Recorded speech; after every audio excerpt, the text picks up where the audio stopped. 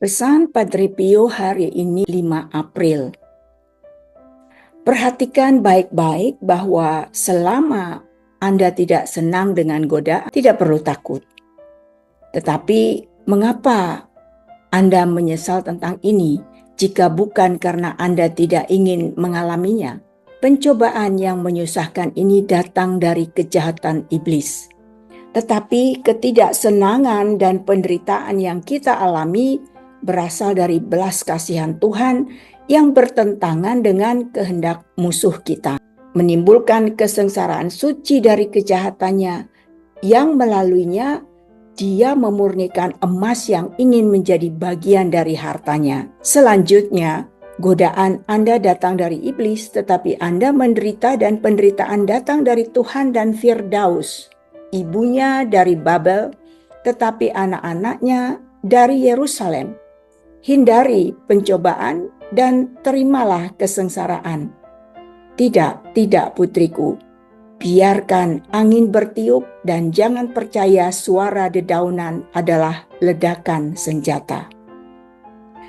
Saudari-saudaraku, Difusan Padre Pio 108 terkasih.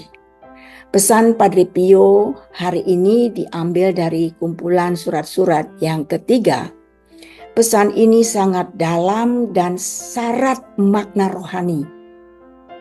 Mari kita telaah makna dari pesan ini. Padre Pio sedang menasihati seseorang yang mengalami pencobaan atau godaan batin. Ia mengatakan, yang pertama, selama Anda tidak senang dengan godaan, tidak perlu takut. Artinya, godaan itu sendiri bukan dosa. Dosa terjadi bila kita menyetujui godaan itu. Selama hati kita menolak, kita masih setia pada Tuhan. Yang kedua, pencobaan berasal dari iblis, tetapi penderitaan yang timbul dari godaan itu dapat berasal dari Tuhan. Ini menunjukkan bahwa Allah dapat memakai penderitaan atau pencobaan sebagai alat pemurnian jiwa. Yang ketiga, Dia memurnikan emas yang ingin menjadi bagian dari hartanya. Seperti emas dimurnikan dengan api, jiwa manusia pun dimurnikan dengan pencobaan agar menjadi layak bagi Tuhan. Yang keempat, ibunya dari Babel, tetapi anak-anaknya dari Yerusalem. Kalimat simbolis, godaan berasal dari Babel, simbol dosa dan kekacauan. Tetapi penderitaan yang timbul bila kita menolaknya dapat menghasilkan buah kekudusan, yaitu Yerusalem, kedamaian dan kekudusan. Yang kelima, biarkan angin bertiup, suara dedaunan adalah ledakan senjata. Ini ajakan untuk tenang, tidak takut atau panik terhadap gangguan batiniah yang bukan bahaya yang sejati. Mari kita lihat kaitannya dalam kitab suci. Beberapa ayat bisa kita lihat. Yang pertama dalam Yakobus 1 ayat 2-4. Anggaplah sebagai suatu kebahagiaan apabila kamu jatuh ke dalam berbagai-bagai pencobaan, sebab kamu tahu bahwa ujian terhadap imanmu itu menghasilkan ketekunan.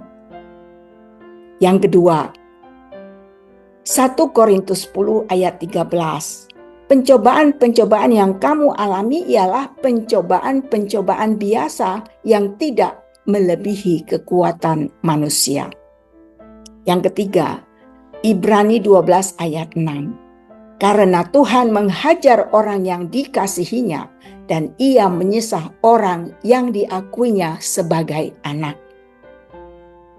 Yang keempat, Roma 8 ayat 28.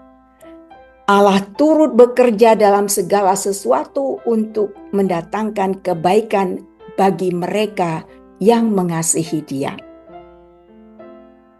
Saudari-saudaraku terkasih, mari kita renungkan dan kita refleksikan pesan ini.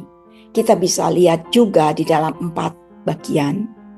Yang pertama, jangan takut akan godaan, karena itu adalah bagian dari kehidupan rohani.